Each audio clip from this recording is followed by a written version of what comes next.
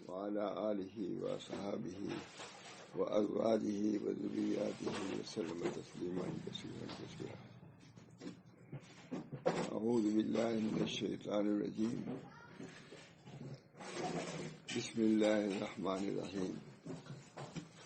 ولولا إذ دخلت جنتك قلت ما شاء الله لا قوة إلا بالله.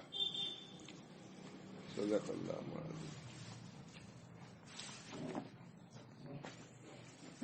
اللہ تعالیٰ نے اپنے فضل و کرم سے اپنی کتاب کو ہمارے درمیان چھوڑا ہے. بہت بڑی نعمت ہے. خود نبی اکرم صلی اللہ علیہ وسلم نے ارشاد فرمایا ترکت فیکم شیئین یا امرین کتاب اللہ و سنتی. میں نے تمہارے اندر دو چیزیں چھوڑی ہیں یا چھوڑ کے جا رہا ہوں، اللہ کی کتاب اور اپنی سنت. ان تمسکتم بہما لن تضلوا. اگر ان دونوں کو پکڑے رہو گے تو گمراہ نہیں ہوگے، ہدایت پر رہو گے، عافیت ملے گی، سکون ملے گا، اطمینان ملے گا. لن تضلوا کا ترجمہ محاورہ حسن نے کہا ہم لوگ تو عام طور سے گمراہ نہیں ہوگے، تو بڑا حسن نے پریشانی میں نہیں پڑو گے. یہ ترجمہ اس کی مجھے بہت تعجب بھی ہوا تھا. لن تضلوا مطلب صرف یہ نہیں کہ تم ہدایت پر رہو گے، ہدایت میں سب کچھ داخل ہے. ان تمسکتم بہما لن تضلوا. جب آپ لوگ بیٹھتے تبھی میں سوچتا ہوں بس وہی پہلے کچھ نہیں، یہ اللہ تعالیٰ آپ لوگوں کی برکت ہے. اب یہ بالکل غم و گمان نہیں تھا کہ یہ بیان کرنا ہے مجھ کو، سچ کہتا بس وہی آئے تھے. اس کے لیے ایک توطیہ اور تمہید، یہ توطیہ اور تمہید ہوتا ہے ان مضامین میں، تاکہ اس کتاب کی بھی عظمت ہو. یہ کتاب ہمارے درمیان میں ہے جس کے بارے میں اللہ نے کہ رسول نے فرمایا ہے، اسی کتاب کے بارے میں فرمایا ہے. انہیں ذہن میں تھا کہ یہ بیان کرنا ہے. نبی اکرم صلی اللہ علیہ وسلم نے ارشاد فرمایا تم میں دو چیزیں میں چھوڑ کے جا رہا ہوں. جائیداد نہیں چھوڑ کے جا رہا ہوں، کوئی فیکٹری چھوڑ کے نہیں جا رہا ہوں، کوئی کوٹھی نہیں چھوڑ کے جا رہا ہوں. کیا چھوڑ کے جا رہا ہوں؟ کتاب اللہ و سنتی. امت کو اس کا اظہار رکھنا چاہیے کہ نہیں؟ امت کو اس چیز کا کہ کیا چھوڑ کے گئے ہمارے لیے نبی اکرم صلی اللہ علیہ وسلم جو رحمت للعالمین تھے. باپ جو اپنی جائیداد چھوڑ کے جاتا ہے، باپ ہمارا بہت اچھا تھا، نیک تھا، کہتے ہیں بڑا خیر خواہ تھا ہمارا، ہمارے لیے جائیداد چھوڑ کے گیا، باغ چھوڑ کے گیا، کوٹھیاں چھوڑ کے گیا. کہتا آدمی کہنا ٹھیک بھی، کوئی حرج نہیں. لیکن نبی اکرم صلی اللہ علیہ وسلم کیا چھوڑ کے گئے ہیں اس کو بھی تو کہو. قرآن چھوڑ گیا ہے. قرآن اللہ تعالیٰ نے قرآن کو ہمارے درمیان میں رکھا، سب سے بڑا معجزہ رکھا ہے. علماء نے اشکال نہیں مطلب یہ سوال کیا ہے کہ نبی اکرم صلی اللہ علیہ وسلم کے معجزات ایسے نہیں ہیں جو موسیٰ علیہ السلام کے آئے، عصا دے دیا، عصا بن گیا، ہاتھ نکال دیا، روشنی ہو گئی. یہ سب نہیں ہے. اونٹی نکال گئی، یہ سب ہے کچھ نہیں. فرماتے مفتی صاحب نے فرمایا ہے کہ امت بہت آگے بڑھ چکی تھی. حضور کے زمانے میں دور جاہلیت ختم ہو کر کے دور علم آ رہا تھا. حضور کو اس چیزوں کی ضرورت ہی نہیں تھی، اس کی ضرورت تھی، کتاب کی ضرورت تھی. اس پر کتاب آئی. پہلے زمانے جیسے انبیاء کے جو معجزات ہیں وہ نبی اکرم صلی اللہ علیہ وسلم سے بہت آئے، انہوں نے شمار بھی کرایا اس کو. ہمارے حضرت بھی اس پر بیان کرتے. لیکن ایک عام بات یہ ہے، اشکال ہوتا کہ وہ اور یہ ہوتا، تبوک میں یہ ہو گیا ہوتا، بدر میں یہ ہو گیا ہوا، بہت سی چیزیں ہوئی. لیکن لکھا انہوں نے کہ چونکہ یہ دور علم تھا، ایک ایک بیٹھے میں، ایک ایک جلسے میں شاعر عرب کے ہزاروں اشعار کہہ ڈالتے تھے. پھر بدیع اتنے قابل لوگ تھے. دور جاہلیت کے باوجود اشعار میں ان کو ناز تھا اپنی بلاغت پر، اپنی فصاحت پر، اس لیے اس قرآن کو بھیجا کہ تمہارے بلاغت اور فصاحت کا توڑ یہ قرآن لے آؤ، انا اعطیناک برابر لے آؤ، ایک آیت لے آؤ، ایک سورہ نہیں، ایک آیت لے آؤ، نہیں لے آ سکا، اب تک کوئی نہیں لے آ سکا، عاجز ہے، یہ معجزہ عاجز ہے۔ نبی اکرم صلی اللہ علیہ وسلم کا معجزہ علمی معجزہ ہے، وہ زندہ ہے۔ موسیٰ علیہ السلام کا معجزہ زندہ نہیں ہے، لیکن نبی اکرم صلی اللہ علیہ وسلم کا یہ علمی معجزہ اب بھی زندہ ہے۔ قرآن، اللہ نے قرآن دیا ہم کو، لکھا ہوا ہے، حضرت ابوبکر صدیق کی روایت ہے، جس کو اللہ نے قرآن دیا، جس کو اللہ نے قرآن دیا، اس نے کسی دوسری چیز کو قرآن سے بہتر سمجھا تو اللہ کی تعظیم کردہ چیز کی توہین کیا، اس نے الفاظ دیا۔ اللہ نے قرآن دیا جس کو، اور کسی دوسری چیز کو بہتر سمجھا اس سے، تو اللہ کی تعظیم کی ہوئی چیز کی اس نے توہین کیا، کیا نتیجہ ہوگا؟ آپ ایک معمولی ذمہ دار بادشاہوں کے خلاف کسی قانون کو کہتے ہیں، کرنا پڑتا ہے، یہ کرو وہ کرتے ہیں کہ نہیں؟ اللہ کہہ رہا ہے یہ میرا کتاب، میری کتاب، تم کو ہدایت کے لیے بھیجا، الف لام میم ذالک الکتاب لا ریب فیہ ھدی للمتقین، متقیوں کے لیے ہدایت بنا کے بھیجا ہے، صاف بیان کیا،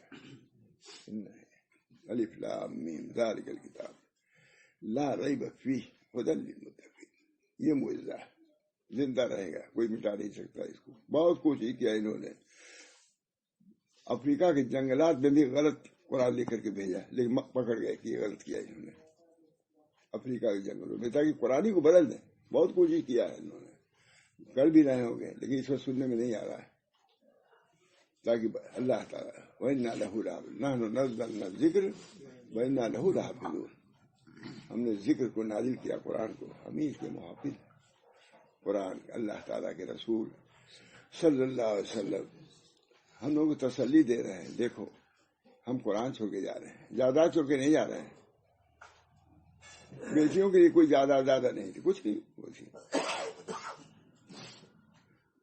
ترکت فیکم شیئین دو چیزیں ہم چھوڑ کے جا رہے ہیں، کتاب اللہ و سنتی، فإن تمسکتم بہما، اگر ان دونوں کو مضبوطی سے پکڑو رہے ہوگے تو پریشان نہیں ہوگے، حیران نہیں ہوگے، لن تضلوا کا ترجمہ، گمراہ نہیں ہوگے، پریشان نہیں۔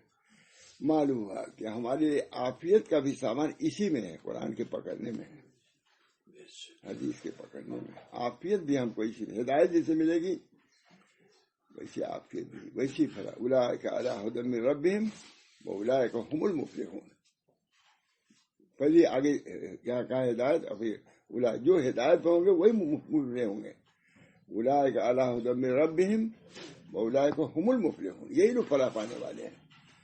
کتنی ہی دوڑو، کتنی اونچے جاؤ، گرو گے۔ میں گیا فرانس کے اس پر، میں نے کہا سب گرے گا، ایک ٹاور گر چکا ہے امریکہ، یہ بھی گرے گا، رہے گا نہیں، سب گرے گا، اتنا فرانس 6 عجائبات میں سے ہے فرانس کا ٹاور، گیا ہوں میں اوپر تک، میں کہا سب گرے گا، کوئی رہے گا نہیں۔ اللہ اکبر کہتا ہوا گیا، اس سے بڑا اللہ نکل گیا، سبحان اللہ کا ہے نا، سبحان اللہ کہتے اترا، سبحان کا مطلب یہ کہ اللہ کی ذات باقی کی رہے گی، سب پانی ہوں گی، سب گرے گا، گرے گا نہیں، ایک گر چکا ہے، اس کے گرنے میں کیا دیا، کوئی چیز باقی نہیں رہے گی۔ بڑا اللہ تعالیٰ نے اپنی کتاب ہم لوگوں کو دیا تاکہ ہم اس کی قدر کریں۔ ہمارے حضرت فرماتے تھے بہت، دیکھو جی حدیث پتے اتنے اس کے لیے جلسے ہوتے ہیں، قرآن پہ کیوں نہیں ہوتے؟ فرماتے تھے قرآن اس لائق ہے کہ اس کے لیے جلسے ہوں، اس کے علوم کا نشر ہو، اس کے علوم کی تعلیم ہو، اس کے علوم کی طرف لایا جائے۔ قرآن معمولی چیز نہیں ہے، اللہ تعالیٰ نے ہم کو کتاب دیا اپنی، نہ جتنا ہم کریں، یہود کی کتاب موجود نہیں ہے، خلط ملط، نصارہ کی کتاب کوئی موجود نہیں ہے، صحائف موجود نہیں ہے، لیکن یہ موجود ہے، من و ان موجود ہے۔ میں نے بتایا تھا نا کہ ہم لوگ گئے تھے ہریدوار، تو ان کو شوق ہے جن کا ہماری یہ دو خانہ ہے بہت شوق ان کو گئے اللہ دو منتر ابھی گئے تھے نا قرآن رکھا ہوا ہے حضور اقدس صلی اللہ علیہ وسلم زمانے سے لے کر کے اپنے ماں تک کے قرآن کو رکھا ہے کہ دیکھو کوئی تبدیلی ہے ان دونوں ان میں. اس زمانے جو قرآن چل رہا ہے 1400 سال ماں نے وہی قرآن پڑھا ہے جو حضور نے ابو بکر صدیق نے پڑھا ہے. تب یہ دین کیسے ضائع ہو سکتا ہے جس کی کتاب محفوظ ہے؟ ان کی کتاب ہی محفوظ نہیں ہے. یہ اللہ تعالیٰ نے ہم کو بہت بڑی نعمت دی ہے. کتاب اللہ و سنت موجود 100 جلد میں حدیثوں پر کتاب لکھی جا رہی ہے نا. ایک آ رہی ہے کتاب 1000 جلدوں میں. کیا بھائی کیسا 10 سال حضور صلی اللہ علیہ وسلم سے بات کیا. پہلے تو مجاہدات میں تھے مکے میں مدینے میں تھے. جو کچھ کیا مدینے میں جیسے نبی اکرم صلی اللہ علیہ وسلم کا یہ معجزہ ہے کتاب اللہ. میں سمجھتا ہوں کہ تھوڑی کم حدیث بھی معجزہ ہی ہے. پورے کتب خانے بھرے ہوئے ہیں سب حدیثی کی شرح ہے. جہاں جائیے حدیث کی شرح. یہ معجزہ ہے نبی اکرم صلی اللہ علیہ وسلم کتاب اللہ و سنت رسول اللہ. آج یہ ہے کہ بخاری پر کام ہو رہا ہے ترمذی پہ کیا ہو رہا ہے بھائی. میں دیکھتا ہوں یا اللہ ابھی یہ کتابیں آتی رہتی ہیں دیکھ کے حیرت ہوتی ہے کہ اللہ ہم کو ہوا بھی نہیں لگی ہے ابھی ان علوم کی جو آ رہی ہیں حدیث پر قرآن پر آیات تفسیر کتابیں بھری پڑی ہیں ہے کہ نہیں. دیکھ رہا ہوں بہرحال اللہ تعالیٰ نے ہم کو کتاب دیا ہے اس کی ہم کو قدر کرنی چاہیے. بالو چوبنے سے منع کیا ہے ہمارے کہتے نہیں خوب آنکھ کے لگاؤ سینے سے لگاؤ. اللہ تعالیٰ نے کتاب اللہ دے کر کے ہم کو مالدار بنایا ہے. اصل عزت ہماری ولی اللہ عزت ولی رسول ہی ولی المؤمنین ولکن المنافقین لا یعلمون. ولی اللہ عزت ولی رسول ہی ولی المؤمنین. اللہ کے لیے عزت ہے رسول کی اور مومنین کے لیے عزت ہے. لیکن منافق نہیں سمجھتے. دیکھیے یہ بھی ہے ولی اللہ عزت ولی رسول ہی ولی المؤمنین ولکن المنافقین لا یعلمون. عزت منصب سے دنیاوی منصب سے نہیں ہے. دیکھ لیے منصب جو ملا ہے کیا کوٹے ویسے وہ خار کا کانٹے کا بھی وہ رہتا ہے ہول تخت بھی بادلوں کے لیے بدشگونی کا سبب ہوتا ہے. اللہ تعالیٰ ہم سب لوگوں کو اس دولت سے ہم کو نوازا جس کو حضور کتاب اللہ و سنت رسول اللہ ان تمسکتم بہمانا من احیا لی سنت فقط احیا. جس نے میری سنت کو زندہ کیا مجھ کو زندہ کیا یہ حدیث بھی ہے. بہرحال اللہ تعالیٰ نے اپنے فضل و کرم سے ایسا نبی بھیجا ہے جو جامع الکمالات جامع العلوم والمعارف. یوسف ہماداری تو طرح داری. یوسف علیہ السلام حسن رکھتے تھے داؤد علیہ السلام یہ رکھتے. آپ کے اندر تمام کمالات تمام کرامات سب موجود ہیں. اللہ تعالیٰ نے قرآن کے جامع الکمالات جامع المعجزات قرآن پاک. اللہ تعالیٰ ہم سب لوگوں کو توفیق دے. بہرحال میں کہہ رہا تھا کہ اللہ تعالیٰ نے کل کتاب اللہ دے کر کے ہم پر احسان عظیم فرمایا.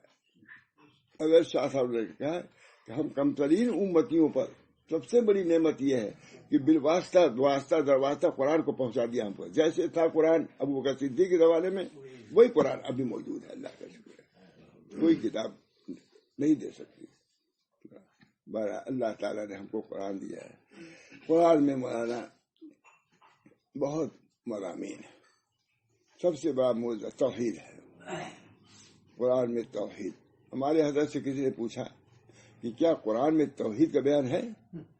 ہاں ہے. کیا ہے؟ قل هو اللہ احد اللہ الصمد لم یلد ولم یولد ولم یکن لہ کفوا احد. حضرت خود بیان کر دیتے. توحید کا بیان یہ ہے قل هو اللہ اللہ ایک ہے. اللہ الصمد وہ بے نیاز ہے. لم یلد نہیں جنا نہ وہ جنا گیا اس کے مثل کوئی نہیں. اس سے بڑھ کے توحید کیا ہوگی؟ اللہ تعالیٰ سورہ ہی نازل ہوئی ہے توحید کے بیان میں. سورہ قل هو اللہ احد اللہ الصمد. ماشاء اللہ نبی وغیرہ بہت لکھا ہے اس پر. قل هو اللہ احد اللہ الصمد لم یلد ولم یولد ولم یکن لہ کفوا احد. اللہ ایک ہے. ایک ہے کیا مطلب؟ نہ اس کے جز ہے نہ جزیہ ہے. وہ اجزا سے بھی پاک اور جزیات سے بھی پاک ایک ہے. تم سمجھ نہیں سکتے کہ اللہ کی احدیت کیا ہے، انسان سمجھ بھی نہیں سکتے. ہم ایک ہیں لیکن اجزا ہے کہ نہیں، کوئی کچھ بھی آسمان ہے اس کے اندر اجزا ہے، لیکن خدا کی ذات یہ ایک ہے جس کے اندر جزیات بھی نہیں ہیں اور اجزا بھی نہیں ہے. ذرہ سے ذرہ اس کے بھی اجزا ہے، اس کے کسی نہ کسی جزیات ہیں. جزیات اجزا بھی نہیں اور جزیات بھی نہیں، وہ ایک ہے. اس کے کوئی اولاد نہیں ہے، اس کے جزیات ہو جاتے ہیں.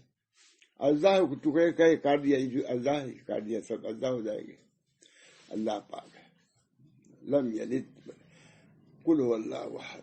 واحد میں وہ بات نہیں جو احد میں بات ہے، لغوی بات ہے. قل هو اللہ احد ایک. احد کا مطلب یہی ہے کہ جس کے اندر جز نہیں ہے، جزیہ نہیں ہے. ایک کلیہ ہوتا ہے، حیوان ہے، کلیہ ہے، اس کے بہت سے اجزاء ہیں. شیر ہے، ببر ہے، گھوڑی ہے، سب اجزاء ہے اس کے، لیکن اللہ کے کوئی جز نہیں ہے. قل هو اللہ احد، اللہ ایک. اللہ الصمد، اللہ بے نیاز ہے، کسی کے حاجت نہیں، کسی کے حاجت نہیں، بے نیاز. اس کے لیے نہ مشیر کی ضرورت ہے نہ وزیر کی ضرورت ہے. لا مشیر ہے، نہ اس کے لیے مشیر ہے، نہ اس کے لیے وزیر ہے، نہ اس کے لیے شریک ہے، کوئی شریک. اللہ الصمد، اللہ ایک ہے اور اللہ بے نیاز ہے. معمولی توحید ہے. حضرت کا جواب ہی ذرا سنیے. میں اپنے شیخ کو لے آتا ہوں درمیان میں ضرور. اس نے کہا توحید کا بیان ہے قرآن میں؟ کہا بہت ہے. قل هو اللہ احد، اللہ ایک ہے، بے نیاز. کسی کو ہر بادشاہ کو ضرورت ہے، بادشاہ کی ضرورت نہیں ہے. چھین رہے تمام رعایا سے اپنے جائیدادوں کو، ضرورت ہی بتو ضرورت. کوئی بڑے سے بڑا بادشاہ بہت بچپن کا واقعہ ہے. کسی بادشاہ نے کہا کہ اب ہم کو کسی چیز کی ضرورت نہیں ہے، بس ہمارا محل جو ہے کافی ہے ضرورت. تو اس کے لڑکے کی شادی ہونے والی تھی. تو پہلے تھا نا کہ موسیٰ سے لے کر کے اس کو، ہندوؤں کے یہاں ساتھ مسلمانوں کو گرا ہو، شادی میں جاتے وقت اس کو کہتے ہیں موسیٰ جاتے ہیں، وہ قریب موسیٰ. اب اس کے ہمیں موسیٰ کہاں ملے؟ اب ضرورت پڑ گئی تو گئے پڑوسی کیا جس کے موسیٰ سے لے آئے. لوگوں نے کہا کہ تم کہہ رہے کوئی ضرورت نہیں، ضرورت پڑی کہ نہیں؟ بے نیاز صرف اللہ کی ذات. کہیں نہ کہیں ضرورت پڑ جاتی ہے. اللہ تعالیٰ کتنا بڑا محل ہو، نابدان میں اگر کچھ پھنس جائے آنا پڑتا ہے، خوش آمد کرنا پڑتا ہے بھنگیوں سے اسے. جنتی یہی ہے بس، ہر چیز کی کفایت اس کے اندر، جو چیز خواہش تھی موجود. قل هو اللہ احد، اللہ الصمد، لم یلد، وہ جنا بھی نہیں اور نہ وہ جنا گیا. لم یلد والد ہو جاتا ہے، والد کا لڑکا ہو جاتا ہے، لڑکا کبھی چلنے جاتا حکومت لڑ جاتا ہے، لڑکا باپ ہی سے لڑ جاتا ہے. اس وجہ سے لڑکا بھی نہیں رکھا اللہ نے، اللہ ہی سے لڑ جاتا ہوا. اور پیدا بھی نہیں کیا گیا، ماں باپ اس پر حاکم رہتے اگر پیدا ہوتے تھے. یہ ہے سمجھ آیا نا. لم یلد وہ پیدا نہیں ہوا، اگر ہوتا اس سے پیدا لڑکا ہوتا تو کبھی بھی مناظرت نہیں ہوتی کہ باپ بیٹے میں. قتل تک کرا دیتا ہے بیٹا باپ کو، قتل کرتا ہے، ماں قتل کر دیتی. جہانگیر کو قتل ہی کرانا چاہتا بہت، اس کے ماموں نے بچ گیا. اللہ تعالیٰ ہے کوئی قادر مطلق نہیں سوائے اللہ کے. لم یلد وہ جنا نہیں اور نہ جنا گیا. جنا جاتا ماں باپ کا دباؤ رہتا، جنتا تو لڑکوں کو دبا دیتا. حاصل یہ کہ لم یکن لہ کفوا، اس کا کوئی مثل نہیں، مسجد نہیں، کوئی اس کا ہم جنس نہیں، اس کے کوئی برابر نہیں. اللہ تعالیٰ نے توحید کی دو دلائل ثبوتی دیا، وہ ایک ہے اور بے نیاز ہے، یہ ثبوت ہے وجودی. اور تین سلبی صفت ہے، وہ جنا نہیں، نہ جنا گیا، اس کے لیے کوئی تین. یعنی ایک سورہ میں 5 دلیل اللہ نے دیا ہے کس کی؟ توحید کی. ایک یہ کہ ایک ہے وہ، دوسرے کو بے نیاز ہی. یہ کیا ثبوتی صفت ثبوتیہ ہے. سلبیہ کیا ہے؟ لم یلد، نہیں جنا اور نہ جنا، یہ نفی ہے اور اس کا کوئی نہیں. تو 5 صفات بیان کر کے اللہ تعالیٰ نے اپنی توحید کو ثابت کر دیا. لم یلد ولم یولد ولم یکن لہ کفوا احد. ہمارا اللہ تعالیٰ کی قرآن ہے، یہ حدیث توحید کا بیان بھی ہے، رسالت کا بھی بیان ہے، قیامت کا بیان ہے. لکھا ہے ایک عالم نے، جو سناتا ہوں، کہ دو چیزوں کا قرآن میں زیادہ بیان ہے. ایک تو قیامت کا بیان ہے، ایک روزی کا بیان ہے. کیونکہ انہی دونوں چیزوں میں انکار ہوتا ہے. روزی کے بارے میں انکار، ان کو زیادہ دے دیا، ان کو کم دے دیا، بتلا دیا کہ روزی کیا یہ ہمارا فیصلہ ہے. اور قیامت آنے والی ہے، آنے والی کس سے ٹالی جائے گی. اللہ تعالیٰ ہم سب لوگوں کو اس پہ ایمان لے آئے. قرآن نے بیان کیا بہرحال روزی کا معاملہ، قیامت کا مسئلہ. تو ایک تو یہ ہے کہ اللہ تعالیٰ نے قیامت کا بیان کیا ہے، توحید کا بیان کیا ہے. دوسرا مسئلہ کیا ہے؟ واقعات بیان کیے ہیں، قصص. اس میں بھی عبرت ہے. قصے جو بیان کیا اللہ تعالیٰ نے، وہ قصے وہ نہیں ہے جو کہانی کہائی جاتی ہے. سب کے قصے. موسیٰ علیہ السلام کا قصہ ہے، آدم علیہ السلام کا قصہ ہے، اور یہ دو لوگوں کا قصہ ہے جس کو میں سنانا چاہتا تھا، ہو سکتا ہے دیر ہو جائے. دو آدمیوں کا قصہ ہے. ایک کافر تھا، ایک مومن تھا. دونوں ساتھی تھے. بات یہ بھی ہے کہ دونوں بھائی تھے. بہرحال ایک کافر، وہ جا رہا تھا باغ میں، اور ڈینگ ہانکتا ہوا جا رہا تھا، اور اس کو طرح سے تذلیل کرتے، جو ہمارے پاس یہ باغ ہے، وہ باغ ہے، یہ کہتا جا رہا تھا، وہ سمجھاتا جا رہا تھا. اخیر میں گیا، دیکھا تو کیا ہوا، یہ ہے قرآن.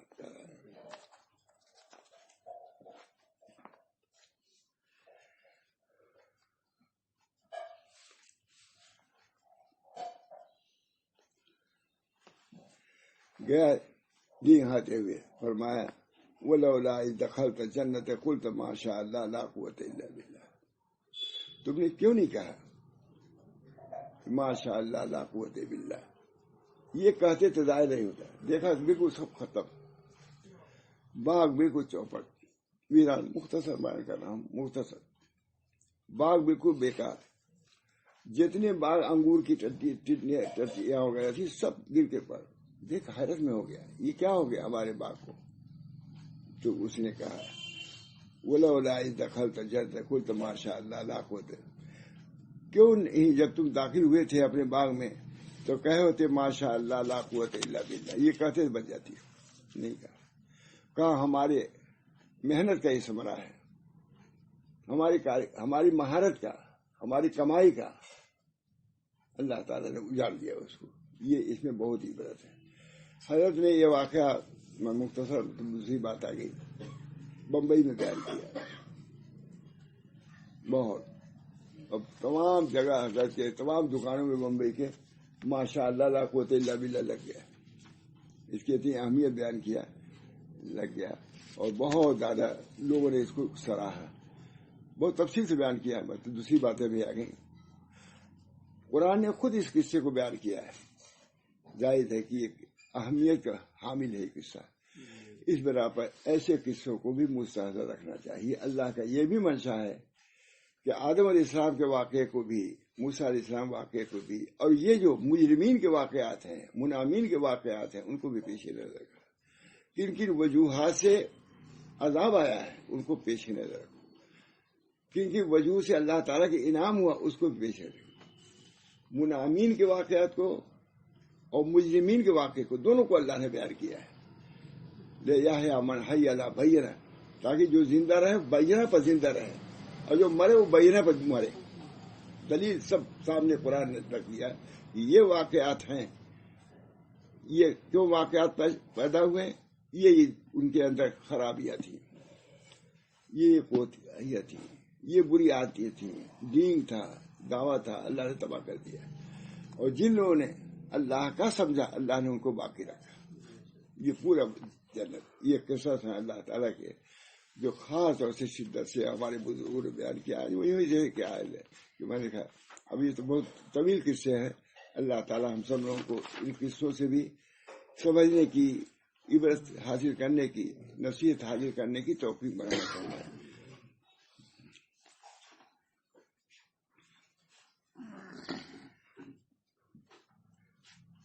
درختوں کے پھل کو بھی کہا جاتا ہے، اور مطلب مال و زر کو بھی. اس جگہ حضرت ابن عباس، مجاہد، قتادہ سے یہی دو تھے معنی مشہور ہیں.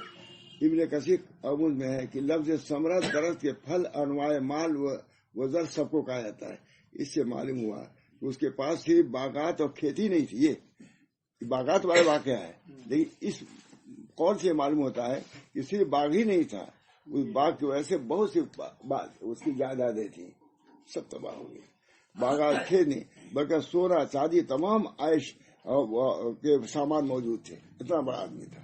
باغات بھی تھے، کوٹھیاں بھی تھیں، اور جتنے سامان عائش ہو سکتے سب اس کے پاس موجود تھے. تباہ کر دیا اللہ تعالیٰ نے. اس میں عبرت کا موقع. لوگ سمجھتے ہیں کہ یہ فلاں کوٹھی ہو گئی، فلاں باغ ہو گیا، ختم. ہو سکتا ہے کہ باغات نے دوسری چیزیں نہ دی ہوں. بہت سے لوگوں کو ایسا بھی ہوتا ہے. اللہ تعالیٰ ہم سب لوگوں کو اس غرور سے، چاہے علم پر غرور ہو مولانا، چاہے مال پر غرور ہو، چاہے نسب پر غرور ہو، چاہے حسن پر غرور، سب برا ہے. حدیث میں آتا ہے نبی اکرم صلی اللہ علیہ وسلم نے جس کے دل میں ذرہ کے برابر کبر ہوگا، عجب ہوگا، وہ جنت میں نہیں جائے گا. تو اس غرور کا مطلب صرف یہ نہیں کہ مال ہے. اگر علم پر بھی غرور اگر ہے تو یہ بھی مذموم ہے. وَإِنَّ لِلْعِلْمِ طُغْيَانًا كَمَا لِلْمَالِ، حدیث ہے. علم کے لیے بھی طغیان ہوتا ہے، اس سے بھی بچو. جیسے مال کا طغیان ہے اسے علم کا طغیان ہے، نسب کا بھی طغیان ہوتا ہے. ان سب سے بچنا لازم ضروری. یہ تربیت قرآنی ہے، قرآن کی تربیت ہے کہ غرور اور کبر اور عجب اس سے بچاؤ اپنے کو. یہ رذیلے ایسے ہیں جنت پہنچانے والے ہیں. حدیثوں میں آتا ہے کہ نبی اکرم صلی اللہ علیہ وسلم نے ارشاد فرمایا حسد کسی کے اندر ہے تو فرمایا حسد وہ بیماری ہے کہ تمہاری نیکیوں کو کھا جاتی ہے، جسے آگ لکڑی کو کھا جاتی ہے. میں نے میرے ساتھ میں بیان کیا تھا، حضرت صدیق صاحب تھے میرے بہت ہی بڑے. کبر اور حسد. کبر کے بارے میں مشکات میں بھی حدیثیں ہیں کہ نہیں؟ کبر نہیں. ایک ذرہ کے برابر کبر ہوگا جنت میں نہیں جاؤ گے. حسد ہوگا تمہاری نیکیاں سب برباد ہو جائے گی، جنت میں جاؤ گے. ان چیزوں کی بھی اصلاح ضروری ہے. قرآن نے صرف یہ نہیں کہ واقعات بیان کیے، ان واقعات سے عبرت لینے کی تاکید فرمائی ہے. یہ واقعات جو پہلے ہو چکے تھے اب بھی ہو چکے ہیں، ہو سکتے ہیں. یہ ہے عبرت. قرآن قیامت تک کے لیے ان واقعات میں بہت سی عبرت نصیحت ہے. بڑوں کو، چھوٹوں کو، علماء کو، سب کے لیے نصیحت ہے. اللہ تعالیٰ ہم سب لوگوں کی ان نصیحتوں پر عمل کی توفیق دے جو قرآن ہے. موعظۃ، قرآن موعظت ہے، نصیحت ہے. اللہ ہم سب کو توفیق دے. قرآن پڑھنے کی بھی، پڑھانے کی بھی، سمجھنے کی بھی، یہ سب پورا نسخہ ہے، باطنی نسخہ ہے جو ہمارے امراض قلبیہ کی اصلاح کے لیے کافی ہے. قرآن بہرحال فرماتے ہیں تمام اسباب، کہتے ہیں بلکہ سونا چاندی اور تمام اسباب عیش دوسرے بھی موجود تھے. خود اس کے الفاظ جو قرآن نقل کیے ہیں، انا اکثر من کا مانا. اسے یہ بھی دین میں کہا تھا کہ تم سے مال کے اعتبار سے بھی زیادہ، صرف باغ کے اعتبار سے نہیں. اس سے معلوم ہوتا ہے کہ صرف باغ ہی نہیں تھا بلکہ اس کے اور بھی اموال تھے. یہ عمدہ حدیث. انا اکثر مال والا، اسے دین میں جو مومن تھا اس سے دین سے کہا تم سے زیادہ مال کے اعتبار سے. تو مال میں صرف باغ ہی نہیں ہے بلکہ باقی سونا چاندی اور بہت سی چیزیں تھیں، سب تباہ کر دیا اللہ نے. عبرت کی بات ہے، نصیحت کی بات ہے. ترکی میں ایک دفعہ زلزلہ آیا تھا. مولانا اسماعیل صاحب جو آتے ہیں ہمارے یہاں، وہ گئے تھے. اس کے بعد ہی ایک بہت بڑا آدمی ملا. اس نے کہا مولانا زلزلے سے پہلے میں ترکی کا سب سے مالدار آدمی تھا، اور زلزلے کے بعد ترکی میں سب سے زیادہ غریب ہو گیا، سوا میرے کرتے میرے تو کچھ نہیں ہے، سب ختم.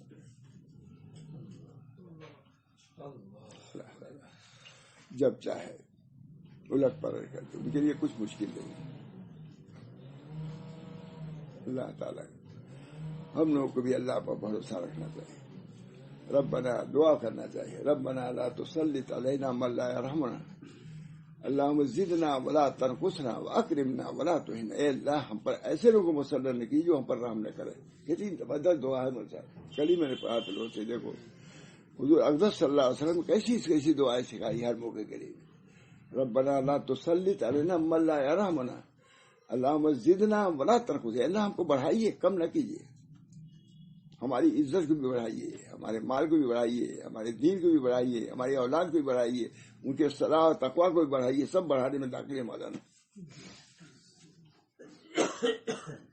سب یہ حربہ ہتھیار ہم لوگ کتاب و سنت میں ایسی ایسی دعائیں ہیں ہمارے ربنا لا تجعلنا فتنة للذین کفروا واغفر لنا ربنا انک انت العزیز الحکیم. اے اللہ ہم کو کفار کا تختہ مشق نہ بنائیے، ہماری گناہوں کو بھی معاف فرمائیے. ربنا لا تجعلنا فتنة للذین کفروا واغفر لنا. اور درمیان میں کہہ دیا مغفرت. حضرت فرماتے درمیان میں مغفرت کیوں لیا ہے؟ کہتے ہیں بعد میں گناہوں کی وجہ سے بھی آفات آتی ہیں، اس لیے درمیان میں ابراہیم علیہ السلام کہہ دیا یہ اللہ ہمارے گناہوں کی وجہ سے جو آفات آئی ہیں تو ہمارے گناہوں کو معاف فرمائیے. جی نقطہ ہے کہ نہیں؟ ربنا لا تجعلنا فتنة للذین کفروا واغفر لنا، درمیان میں لانے کی کیا ضرورت تھی؟ لیکن اللہ نے بتایا اما تسلط الکفار علینا لعصیاننا. صاحب مدنی لکھ رہے ہیں آج کفار کا تسلط ہم پر ہمارے عصیان گناہ کی وجہ سے ہے. اس کا بھی استحضار ہونا چاہیے، اس کا بھی استحضار. کیوں اللہ ہی نے مسلط کیا ہے؟ کیوں کیا؟ ہو جاتا ہماری گناہوں کو ایسے ہو. اللہ کی طرف التجا استعادہ باقی رکھنا ہی چاہیے، کسی حال میں اوپر نہیں. بہرحال فرماتے ہیں ماشاء اللہ لا قوت الا باللہ. شعب ایمان میں حضرت انس کی روایت سے مذکور ہے کہ رسول اللہ صلی اللہ علیہ وسلم نے فرمایا جو شخص کوئی چیز دیکھے اور اس کو پسند آئے تو اگر اس نے یہ کلمہ کہہ لیا ماشاء اللہ لا قوت الا باللہ تو اس کو کوئی چیز نقصان نہ پہنچائے گی. اسی لیے میں سنایا کہ آج ہم لوگوں کے لیے ضروری ہے اپنے گھر کو دیکھو ماشاء اللہ. اللہ تعالیٰ نے کہا یہ دیکھو کہ میں نے بنوایا. ہم نے گجرات میں دیکھا مولانا، واقعی آپ نے بھی دیکھا ہوگا، کبھی کتنی ہی بڑی بلڈنگ ہو، کتنی ہی بڑی مسجد ہو، کبھی وہ نہیں کہتے کہ ہم نے بنوایا، ہمارے باپ نے بنایا. مفتی محمود صاحب تھے، انہوں نے دعا کیا، اس کی وجہ بن گیا. شیخ الحدیث صاحب کی دعا سے بن گیا. اب اس زمانے میں اس حقیقت کا بھی نام لے لیتے ہیں میں کیا بناؤں. کبھی وہ اپنی طرف منسوخ نہیں کرتے. اگر کسی عورت کو اولاد نہیں ہو رہی ہے، ہو گئی، حضرت آپ حضرت سے مراد مجھے نہ سمجھیے، سب کہتے ہیں حضرت ان کی دعا سے ہو گئی کبھی. اور یہاں ایک آدمی نے کہا دعا کے لیے اولاد ہو ہی نہیں تھی. کہا مولانا بمبئی کی ایک ڈاکٹری مل گئی تھی، اس کی وجہ سے 2 لڑکے ہو گئے. میں نے کہا دعا کے لیے کہا تھا، کتنے لوگوں نے دعا کے لیے کہا، یہ کیوں نہیں کہا کہ فلاں کی دعا سے ہو گئی؟ میں نے کہا یہ فرق ہے تم میں گجراتیوں میں، وہ کبھی نہیں کر سکتے. اگر ویزا ان کو مل گیا سالوں کوشش کریں گے، سالوں دعا کرائیں گے، مل جائے گا. یہ نہیں کہیں گے کہ آپ نے اتنی دیر دعا کیا نہیں ہوا فلاں وجہ سے ہو گیا. یہ یہاں کا مزاج ہے، وہاں کا مزاج یہ نہیں ہے ہی نہیں. اب ہمیشہ فرق حضرت آپ کی دعا سے یہ ہو گیا. اللہ تعالیٰ بہت فرق ہے اس میں، دعاؤں پر یقین. بہرحال فرماتے ہیں روایت مذکور رسول اللہ صلی اللہ علیہ وسلم نے فرمایا جو شخص کوئی چیز دیکھے اور وہ اس کو پسند آئے تو اگر اس نے یہ کلمہ کہہ لیا ماشاء اللہ لا قوت الا باللہ تو اس کو کوئی چیز نقصان نہ پہنچائے گی. پورے بمبئی میں شور ہو گیا جب حضرت بیان کیا، ہر جگہ کتوا رہا، سب کے دکانوں میں لگ گیا. یعنی وہ پسندیدہ محبوب چیز محفوظ رہے گی. اور بعض روایات میں ہے کہ میں نے کسی محبوب اور پسندیدہ چیز کو دیکھ کر یہ کلمہ پڑھ لیا تو اس کو نظر بد نہ لگے گی. جو کر لے ماشاء اللہ کا، لڑکوں کو دیکھ کے کہہ لو، مکان کو، دکان کو، ماشاء اللہ لا قوت الا باللہ کریں کیا دے لگتی ہے. عملی طور سے بھی انہوں نے کیا. خود بات اس لفظ کی تفسیر ہے. یہی مجھے یہی سنانا تھا، اس کی وجہ سے دیر تک کہ ماشاء اللہ لا قوت الا باللہ اپنے گھروں کو دیکھ کر کے، اپنے بچوں کو دیکھ کر کے پڑھنا چاہیے. ماشاء اللہ لا قوت الا اللہ تعالیٰ کی حفاظت فرمائے، گھروں کی حفاظت فرمائے، مدرسوں کی حفاظت فرمائے. یہ سب چیزوں کے لیے اتفاق بہت ضروری ہے. ان تعلیمات نبوی پر بلکہ تعلیمات قرآنیہ پر ہم سب کو عمل پیرا ہونا چاہیے. اللہ مجھے بھی توفیق دے اور آپ تمام حضرات کو دے، بلکہ سارے مسلمانوں کو توفیق دے. انشاءاللہ اس کی وجہ سے عافیت ملے گی، آسانی ملے گی انشاءاللہ العزیز. ربنا تقبل منا انک انت السمیع العلیم. دعا کیجیے نبی اکرم صلی اللہ علیہ وسلم پر درود شریف صلی اللہ علیہ نبی الامی وعلی آلہ واصحابہ اجمعین. اللہ تعالیٰ نبی اکرم صلی اللہ علیہ وسلم میں بلکہ قرآن پاک کے طفیل میں ہماری ان تمام دعاؤں کو، ہماری اس نشستگاہوں کو اللہ تعالیٰ قبول فرمائے اور اس کے فیوز و برکات سے قیامت تک ہم کو، ہمارے تمام اہل و عیال کو پہنچاتا رہے۔ ربنا تقبل منا انک انت السمیع العلیم برحمتک یا ارحم الراحمین، بحرمت سید نبی کریم صلی اللہ علیہ وسلم۔